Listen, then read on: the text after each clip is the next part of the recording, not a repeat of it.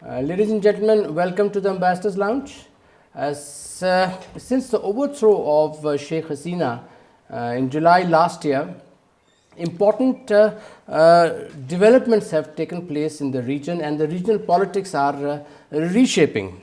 On one hand, the relation between Pakistan and Bangladesh are developing, are bolstering, and a number of steps have been taken by the two countries to develop these relations. There have been exchange of visits, particularly in the defense field. Also, there have been exchange of visits in the trade field. Lieutenant General Kamalul Hassan visited Pakistan, and he had a meeting with the army chief. Then, of course, there's the relaxation of visas, and the two countries are working to start the flights, direct flights. On the other hand, the relations with Bangladesh relations with India, they are at the lowest ebb.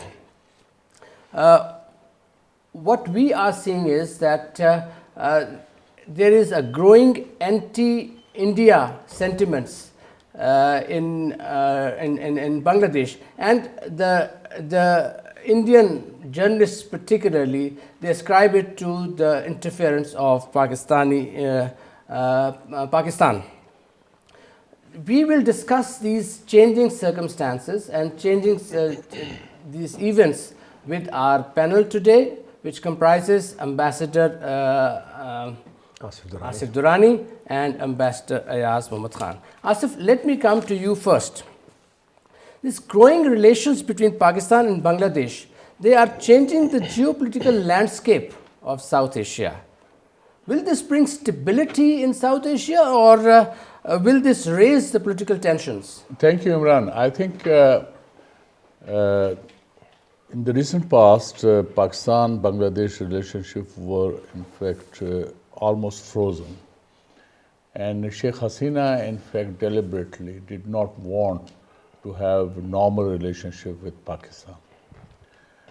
The change in Bangladesh last year actually, in fact, opened the avenues between Pakistan and Bangladesh. Because if you look at it, so then the kind of relationship Hasina Wajid had established with India, and she was almost in the Indian camp. And therefore, it so happened that even postings and transfers in the Bangladeshi Foreign Office were done at the behest of the Indians. And they say also in the army. Also in the army. But now it is coming back to normalcy. So people realized in Bangladesh that you are just going one-sided, and you are in fact too biased towards Pakistan. On the other hand, Pakistan kept its cool. Pakistan in fact handled the whole situation patiently, and we have a history. There may have been excesses, may have been mistakes on the part of former West Pakistan or the present Pakistan.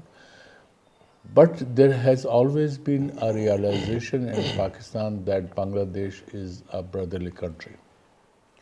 And that has, I think, paid off. And then there is a realization that India, which acted as a bully in the region, forget about Bangladesh, because it is encircled from three sides by India, Bhutan, Nepal, Sri Lanka. On Pakistan, they could not dictate their terms because we are not dependent on India. But the rest of the other South Asian countries, India acted as a bully. And that's why you can say that people reacted. And what you see today in Bangladesh is actually a reaction. Asif, this is a very important point which you have raised, and it sounds, it reminds me of what the founder of Pakistan, Jinnah, said, that Bangladesh and Pakistan two countries with a single nation, with one nation. Correct. That's true. And that is, in fact, it has come back.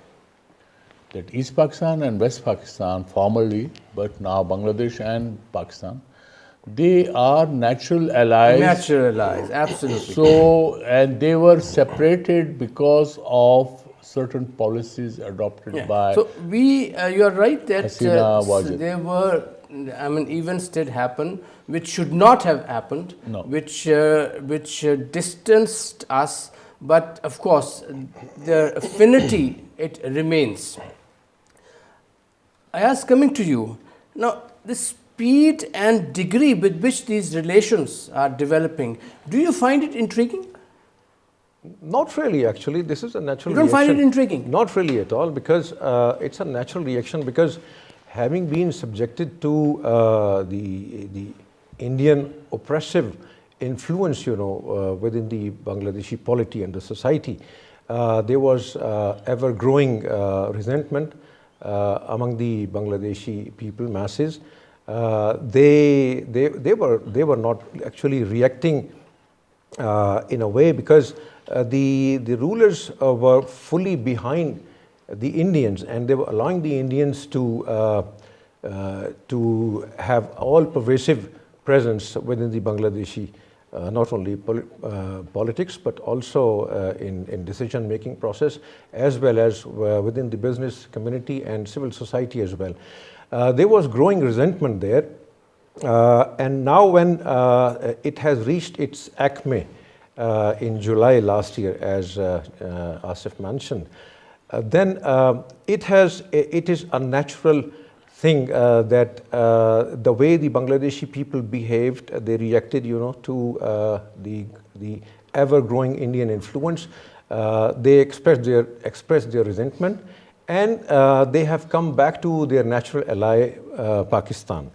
As Asif mentioned, the past mistakes were made by the political leadership in both the wings, but the bonds between the common people in West Pakistan and East Pakistan, they were there already, and now it is being expressed quite freely, and it's a natural thing that once the freedom has been achieved by the Bangladeshi people, they are coming closer to their old brethren now. So, as if this Mr. Muhammad Yunus, the CEO or the head of the interim setup there, his outreach to Pakistan, was it expected? I think he has acted. I mean, he has not met his Indian counterpart, but he has met his Pakistani counterpart twice, once in New You're York, right. once in Cairo. But I think Imran, he has actually acted, and it reflects the sentiments of the people in Bangladesh. So what he has done is he's articulating the feeling in Bangladesh, and which has been welcomed. So this is, you can say, a qualitative change as far as Pakistan-Bangladesh relationship is concerned. And it's a welcome development. And but one thing I want to highlight is that, unfortunately, India had the golden opportunity to be a linker of South Asia. India neighbors all the SAARC countries. Yeah. No other SAARC member has another SAARC member as a neighbor. India has that advantage. But India did not take the advantage to take along all the SAARC members. And contrary to that, in ASEAN, Indonesia, the largest country in the region and the headquarters of the ASEAN, Indonesia displayed large-heartedness. It in fact had to forego many of the concessions it wanted. And then you can see that ASEAN is a success story. Exactly. So here it is a sad commentary as far as India's... And India had always boasted about its neighborhood first policy. And what has happened to India in Bangladesh, in Maldives, it reflects the limitations of its policies. And unfortunately, it has in fact further aggravated with the advent of the Hindutva forces. I mean, that is the major thing that has happened there. Correct. That's correct. Ayaz, coming to you. Now, in Cairo, when Mr. Yunus met with Prime Minister Shahbaz Sharif, they talked about resolving the issues Yeah. relating to 1971. Pakistan's Prime Minister said that we will look into it. Yeah. Yeah. What do you think our position would be on that? Well, How can this issue be resolved? Because unless and until something solid comes, we decide on this thing will remain and it will plague our relations. Well, let me tell you one thing. My experience in dealing with Bangladeshi government officials has been, and this has been their policy as well, that they do realize that remaining mired into the past would not lead us anywhere. They have been telling us, and they tell us even now, that raising this issue of apology and reparations is there compulsion. Probably it's because this is the raison d'etre, of Bangladesh itself. But there is a growing realization that that we have to really look beyond these things. We have to look into the future. We cannot remain hostage What is to the raison? You past. say you talked about raison d'etre of Bangladesh. Yeah. What do you mean by that? I mean, it's because they think that since the Awami League policy has always been that it is the atrocities, committed by Pakistani armed forces against the Bangladeshi people. Therefore, the relationship cannot really go beyond, cannot progress unless Pakistan tenders an official apology. And if Do the people of Bangladesh also think like this? not really, no. My observation has been that Bangladeshi people do not want to remain mired in the past. They want to come closer to Pakistani people, and they want to do business with Pakistan. Bangladeshi Doing business business community. with Pakistani people is one thing. Doing business with Pakistan is one thing. But there is this aspect, and there are journalists, there are intellectuals in Bangladesh who have discussed this thing, who have talked about how to overcome this issue. You see, this issue will keep on coming again and again between Pakistan and Bangladesh. So we need to find a solution to this thing, Asif. You're right, Imran. I think now the environment which we are witnessing between Pakistan and Bangladesh, I think there's an air of accommodation between the two countries. And if I take you back in 1974, in fact, between Pakistan, India, and Bangladesh, this was resolved, this issue was resolved. It is very much present, and Ayaz will bear me out on Yes, it is. The 9th April 1974 tripartite agreement tripartite. clearly says that not only Sheikh Mujibur Rahman, he himself said that we have to look beyond the atrocities that have been committed against Bangladeshi people, but also the Pakistani leadership at that time, Mr. Aziz, who was representing Pakistan as Foreign Minister of Pakistan, he agreed, and he stated that, which is included in the statement of. So why 1974. do the leaders still talk about it? No, the reason is, I think this is what, then you can say malified intentions on the part of Awami League. Successive Awami League governments are concerned. Hasina Wajid used this more often. More often, And, yes. and since she was in power, I think since 1996. No, 2009. 2009 onwards. The yes, 50 years. last Yes, one. yes. So it was a common refrain. And then her deliberate policy not to have any relationship with Pakistan or minimum relationship with Pakistan, so much so that even the divided families between the two countries could not meet, and then people could not go to each other country. That in fact created an environment whereby it was repressive as far as Bangladesh was concerned. I went in 2022 to Dhaka, and there was a clear Indian imprint in that conference where even some of the Bangladeshi journalists, they said India has a complete sway over Bangladesh. And they had even predicted that, and elections were not held, elections were to be held after a few months. Yes. And elections were held. And they said already results have been doctored, and I think they were proven right. So in that environment, I think there were pent-up feelings in Bangladesh to revolt against the system. Asif, you're right. That is that aspect. What I'm trying to stress is here, Mr. Shehbaz Sharif in his meeting with Mr. Muhammad Yunus said that Pakistan will look into the grievances of the Bangladeshis. What do you think Pakistan can do? I don't know what grievances actually Yeah. we No, are talking these about. are the grievances. They say you have to apologize. They said that let's see. atrocities were Look, committed. let me add here. This is what Bangladeshis are saying. In 1974, we expressed regrets, over what had happened, in 1971. Why has that not satisfied the Bangladeshis? Then Mr. Pervez Musharraf, when he visited in 2002 in Bangladesh, he expressed his regrets, over what had happened. Why has Mr. Yunus raised this subject once again? Imran, if it was settled? that can be negotiated. Let the diplomats on both sides sit, and it is resolvable. How?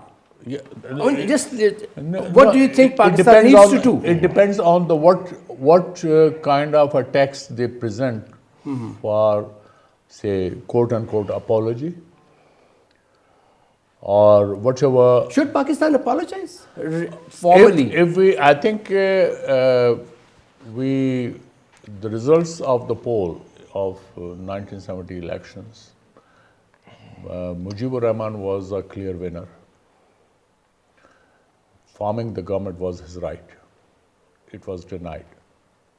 The rest is history.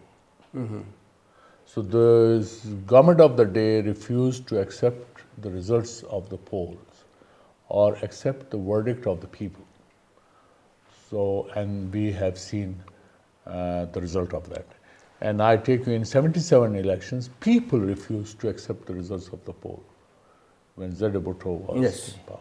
So we have seen negative, disastrous, results both in 70 and then 77. Let me add one more thing.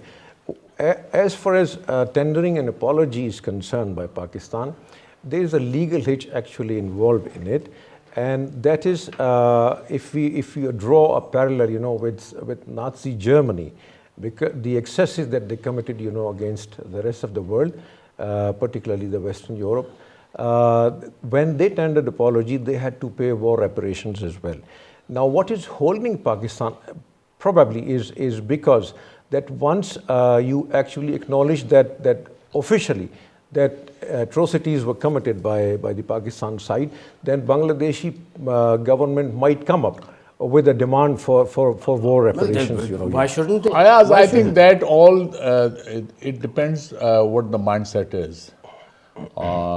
And the mindset is very favorable to Pakistan. So, bringing these aspects, negative aspects, I don't think that's very then encouraging. then we can negotiate with Bangladeshi people at any appropriate forum. It all depends on mindset. Yes, Listen, now it's a change in mindset that you see the change, and both countries have come closer. There are exchanges. You first time almost after many decades.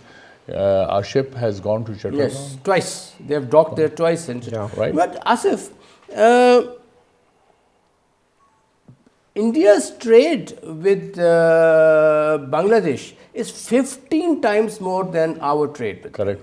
Now, we cannot replace India as a trade partner or even an economic crutch. What would be the basis of growth of relations between Pakistan and Bangladesh? Imran, it is just not trade. It is everything. Okay. And more than that, Bangladesh is just not dependent, is not only a neighbor of India. It has also relations with China. And Pakistan is part of the South Asia, equation, so that's there. But their relationship with China is also very important. Exactly. Yeah. And the volume of trade cannot determine the kind of political relationship a country wants to have. But there should be some basis for sustaining the relationship. I think that is quite obvious. Hasina Wajid was the main reason for this whole friction which has emerged Bangladesh between was India getting and something from India. We cannot provide that thing to Bangladesh, what they were getting from India. Fine, Yes. Well, and they will continue. The question is, India and China fought in Galwan, and their trade has in fact increased. Increased, absolutely. It's more than 100 billion. $85 billion to $135 billion. Yes, exactly. Yes? Geographical proximity is one big advantage that Yes. India enjoys with Bangladesh, certainly, because not only that India is a big economy, certainly, no doubt about that, and they have quite sizable trade with Bangladesh. Pakistan was at a disadvantage before. It is still at a disadvantage. Well, before the opening of sea route between Chittagong and Karachi port, then we were at a clear disadvantage vis-a-vis India. So once an air link has been established, as it is being said that Fly Jinnah private airlines in Pakistan will be starting its operation, it has been given clearance by the civil aviation And so authority. quickly. And so quickly. So once the surface and air links are re-established with Bangladesh, then we hope that there is a sizable potential of trade between the two countries. According to their analysts, the maximum between the trade potential between Pakistan and Bangladesh is $3 billion. Yes. It cannot go beyond. But It Imran- can, but Imran, don't forget- No, Asif. What I want to ask you is that what I see is that these relationships, or we are trying to develop these relationships on anti-India sentiments, which are prevalent in Bangladesh at the moment. Do you think our relations, or Pakistan-Bangladesh relations, can simply flourish on the basis of anti-India sentiments? I think it's prima facie, this is the reason. But in their own right, Pakistan and Bangladesh deserve good relationship, and that should not be denied. Irrespective of the fact that who is ruling in Bangladesh. It was unfortunately Sheikh Hasina's government and her attitude towards Pakistan that the relationship could not make progress. If you look at it earlier, during Khalida Zia's time. So relationship even were before normal. that. Relationship were normal. During General Shah's time, relationship were normal. The question is, bring in normalcy to our relationship. Let the people should meet. Let them to do businesses. I'm sure Ayaz will bear me out. There are many Pakistanis who have invested in Bangladesh. Oh yes. And they, in fact, especially in Bangladeshi garment industry.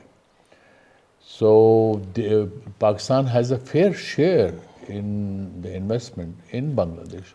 So there is a kind of a symbiotic relationship that exists with Bangladesh.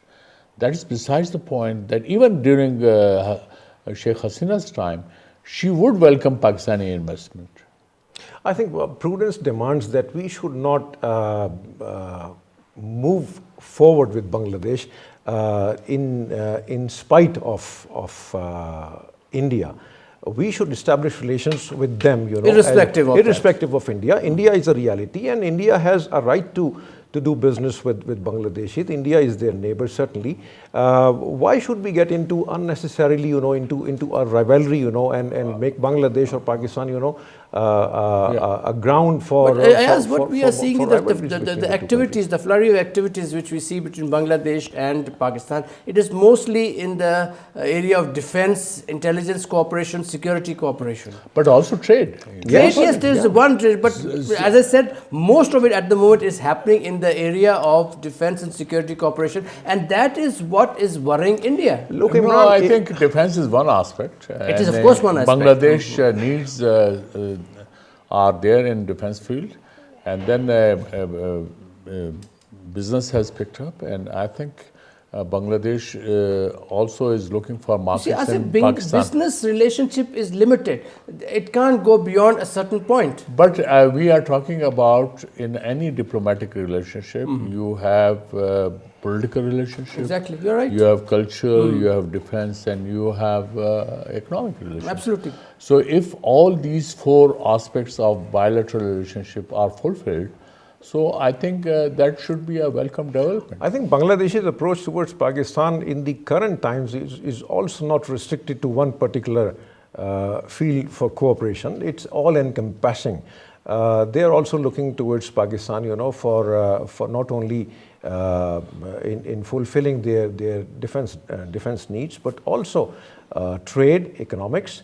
And also SAARC, because SAARC, Yes, when that's the what two they have when the been two leaders insisting. met, yes, Even during the visit of Indian Foreign Secretary, in I think it was in December, when he visited Dhaka, he was asked that Bangladesh was interested in reinvigorating SAARC. Now, Ayaz, India's concerns at the moment towards Bangladesh are three. One is the release of the radical elements, which they call, from the Bangladeshi prisons, the Jamaat-e-Islami and all that. And second is the violence which we have seen against, which they have seen against, or which they say is there against the Hindus. I don't know how much it's correct there.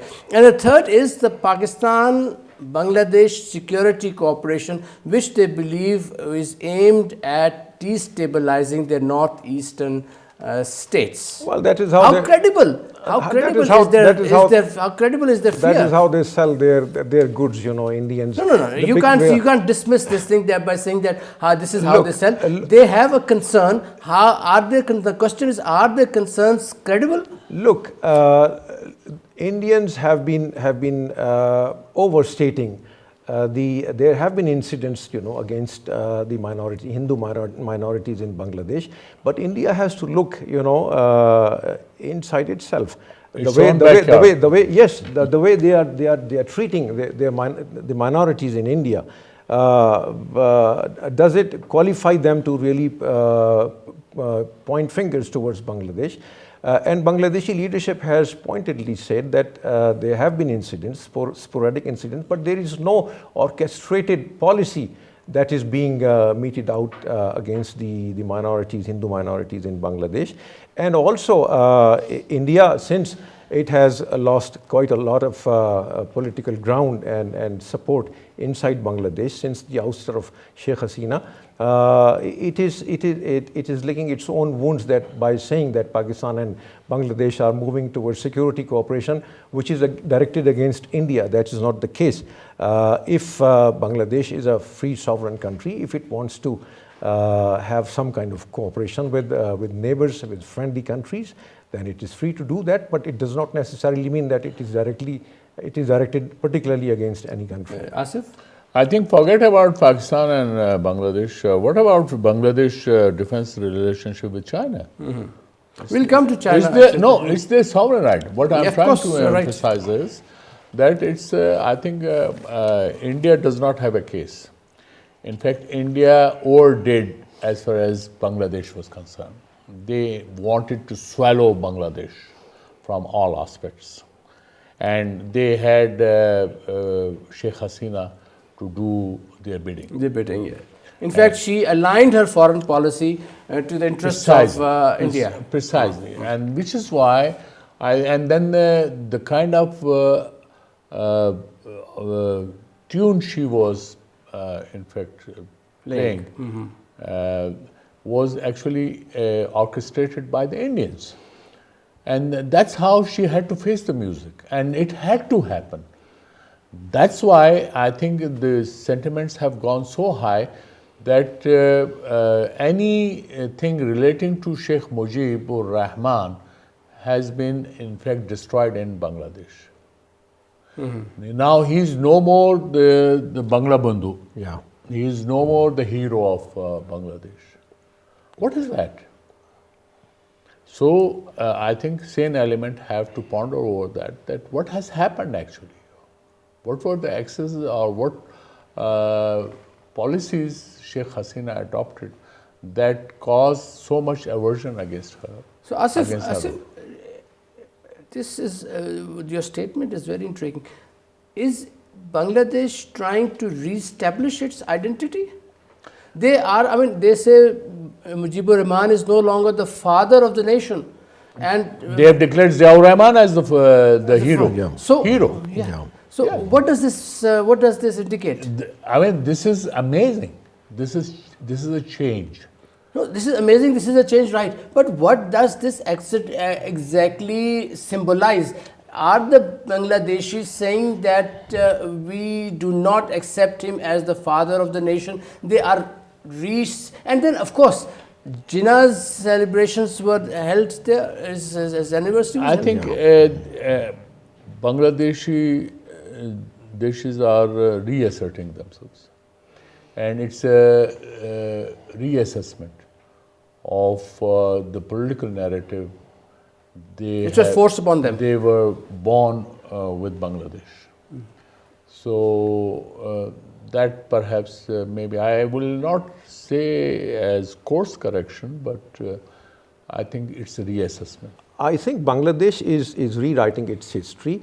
After seceding from Pakistan, the Awami League leadership was presenting itself as the saviors of Bangladeshis, whereas now the new generation is looking at around, not only in the region, but beyond in a different way. They are more pragmatic.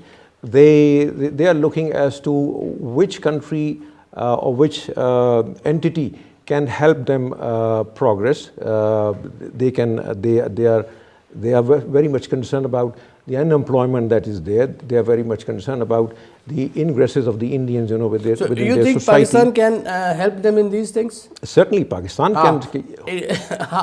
Yes. How will Pakistan help them in the economic activity? How can we contribute towards that?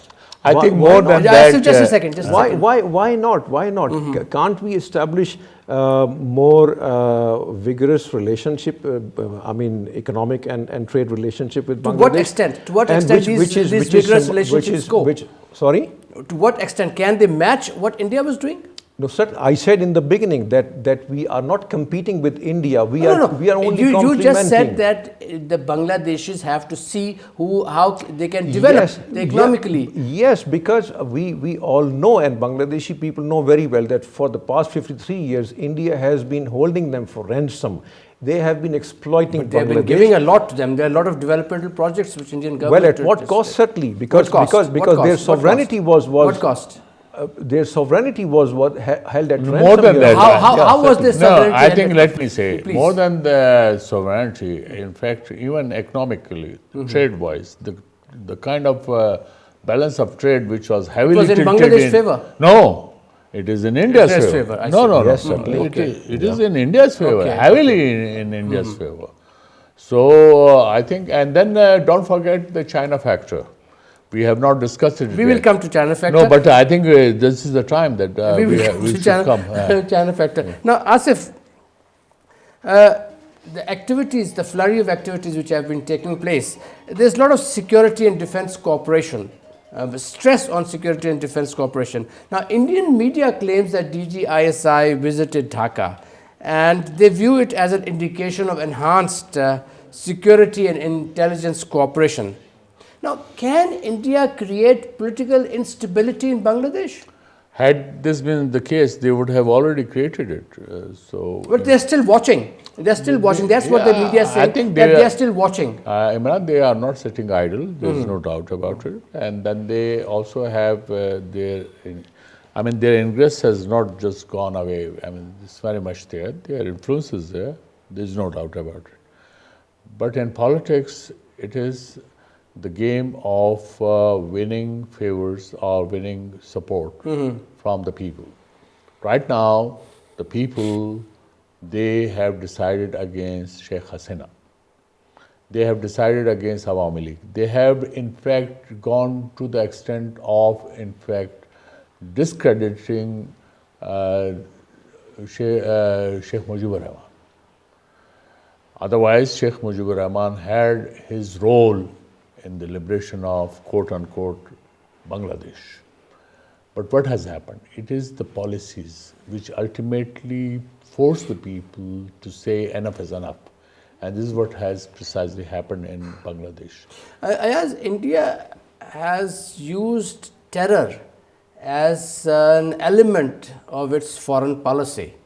We see this use of terror in Canada, we see it in United States, we see it in Pakistan. Can they have the same, can they exercise the same thing in Bangladesh? Why not? They have been assassinating leaders there. Why not? Certainly. I mean, if how far can India go in this thing? Well, it is difficult to really presage at this point, how far India and how much ingress they have, within the within Bangladesh themselves. But certainly, India would be looking for an opportunity to destabilize Bangladesh if it thinks, that the things are not going against it. Yeah, certainly against them. Yes. Bangladesh has, India has always said that Pakistan uses terror as an instrument in its foreign policy. But what we have seen is that India actually, Indian ministers, their officials have been involved in assassinating people in Canada, in US and in Pakistan. Can Indian leaders, can Indian officials go to the same extent in Bangladesh to save their interests? They can, and why I say that Bangladesh's history is replete with coup attempts, military coup attempts, almost 15 times since 1975.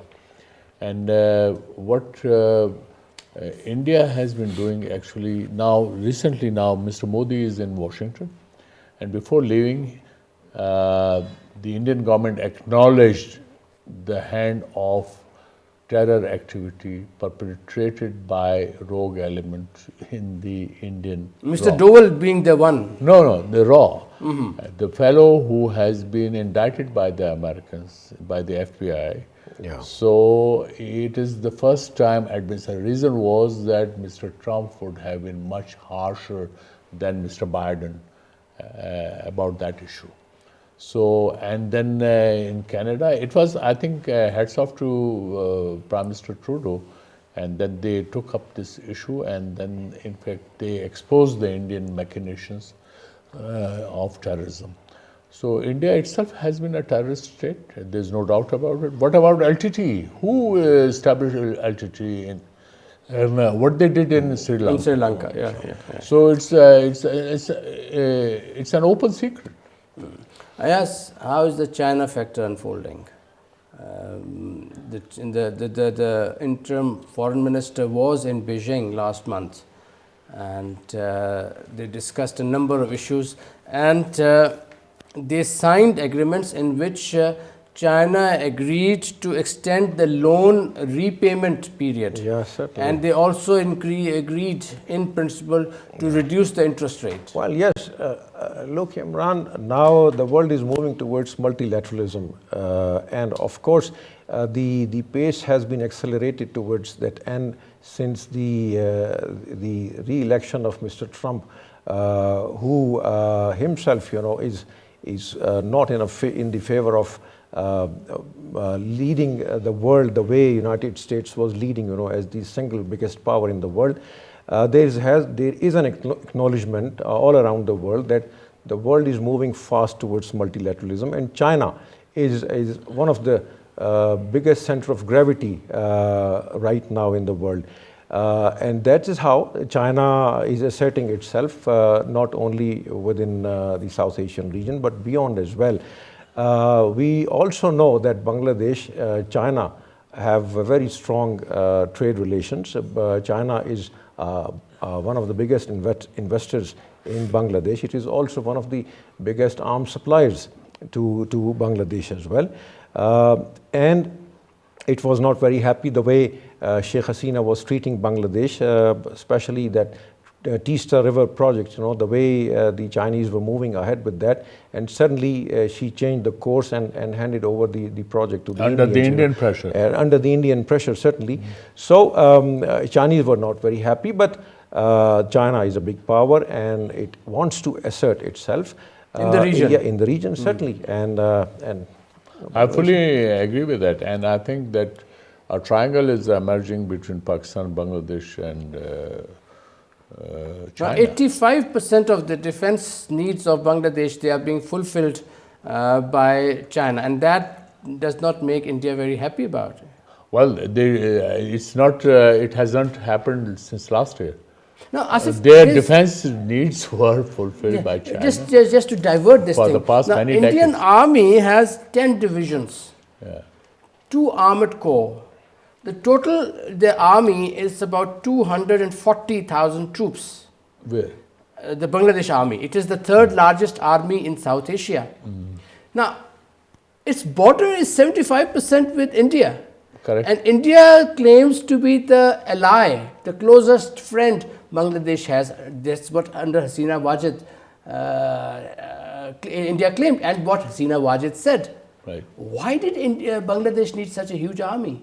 well, certainly, if you ask any It's Bangladeshi a soldier, good question. Yeah. The question, I think we should ask those Hasina Wajid allies that why they kept such a big army while India was. And against so I whom? think there was, at the security level, and it was the Bangladeshi army also, which also asserted about its presence and also having a formidable force which can resist in case things change between Bangladesh and in case India. things change. So they thought that things could change with India. I think, and it has changed. It has changed, and in politics, nothing is constant. Asif, Sheikh Hasina entrenched her people not only in the bureaucracy, civil bureaucracy, but also in the military bureaucracy. Now, the changes which are taking place and the decisions which are being made by the present dispensation, I ask, do you think they are credible? Do you think they will last? Or they are just, this is an interim setup, isn't it? what makes you suspicious of that? Why shouldn't they this last? Okay. One thing, this is an interim setup. Number two, Sheikh Hasina has put her people there who would definitely still be supporting or who would be for what Sheikh Hasina was doing. So why would they support something which an interim setup is making? Well, interim setup has also been brought about, by the popular sentiment in Bangladesh. And Even there's a bureaucracy, a sizable bureaucracy, they say, which is still there, who are people who were put there by Hasina Wajid. Similarly, in the army, there were people who were put there. I'm not privy to that, but I think even in bureaucracy or military, the kind of Indian ingress was there and it was accepted, was not liked either by military or the civil bureaucracy. So I don't think that this is going to impact the future course, but it will impact in a way that Bangladesh will evolve its own policy vis-a-vis India and also its relationship with Pakistan. And I think it is a positive development from our point of view. But let's hope that India also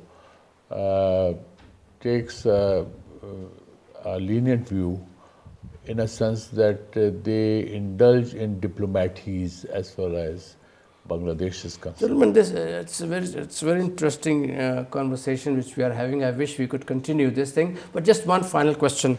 Now, Mr. Trump's executive order to suspend trade also affects Bangladesh. Now, Bangladesh was receiving about $400 million of assistance through USAID, and Biden administration had promised additional $200 million.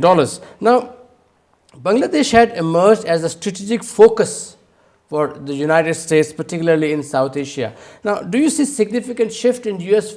foreign policy or U.S. policy on Bangladesh? Yes. Are you talking about from the trade perspective or from the or trade generally? perspective? You said trade is one aspect of it, but Well, this general U.S. interest in the region. Generally, yes. Keeping in view the Yeah. China aspect also. Bangladesh does enjoy its own geostrategic position. Bangladesh is an important country from the United States point of view to check whether China is asserting its role, growing, and United States is quite wary of China's growing footprint inside Bangladesh. And that's how they will be using the levers of India to counter China in Bangladesh. That is certainly yet to be seen how United States unfolds its policies in the region, particularly in Bangladesh, to counter China through India. I think I may, if I may add, that in 2022 it was being hotly debated that Americans are asserting upon Bangladesh to join Quad. Indo-Pacific Alliance. Indo-Pacific Alliance. Okay, and also Quad. So they were under tremendous pressure, and the talk was that Hasina Wajid, after the elections, she may perhaps announce under the Indian pressure as well. But this changed last year, actually, changed everything. And I think that's why when you talk about suspension of trade and other issues, Americans. But that has come under Mr. Trump. Fine. So this is what it is about the USAID, and USAID is across the board. Yes. But I can anticipate about Trump's policy towards Bangladesh. But Mr. Trump did exempt Egypt from this thing, so he Well, saw Egypt Egypt is as an different case. important No, country. Similarly, Egypt is different case. Egypt is there. You are talking about Gazan Palestinians are to be accommodated in. This is not the case with Bangladesh. Well, yes, I would say that that when interim setup came into being, there was a rethinking as to how much Bangladesh, would allow United States and China to exert their respective influences. It's a very tightrope walk for not only the interim setup right now, but also the future elected government, as and when it happens in Bangladesh. It is the same situation that Bangladesh is facing like Pakistan, because we have to tread very carefully between United States and China. So Bangladesh is faced with a very difficult choice as to how maintain a balance between China and United States. And you remember that in one of our previous programs, we did mention that when interim setup came into being, the advisor on foreign affairs, he came up with a concept paper that Bangladesh was considering seriously as to continuing with the Indo-Pacific alliance that Sheikh Hasina had committed herself, to side with. So it's a very difficult choice, as I said, for Bangladesh right now as to how to maintain a balance between China and United States. Thank you very much, gentlemen. Ladies and gentlemen, we have run out of time. We needed to discuss the U.S. policy in South Asia. How would it affect the relations with Bangladesh? But as I said, we have run out of time. Now, we do need to understand that anti-India sentiments, which we see at the moment in Bangladesh, they did not develop overnight. They were the result of a long-term Indian blatant interference in the affairs of Bangladesh. And of course, that did not go unnoticed by the people of Bangladesh. The monsoon revolution, which took place in July last year, this was a manifestation of the desire of the Bangladeshis to uphold their honor, national honor, their dignity and their sovereignty. Now, Sheikh Hasina had aligned too much with the foreign interests, her foreign policy with the interests of India, and that did not go well with the people.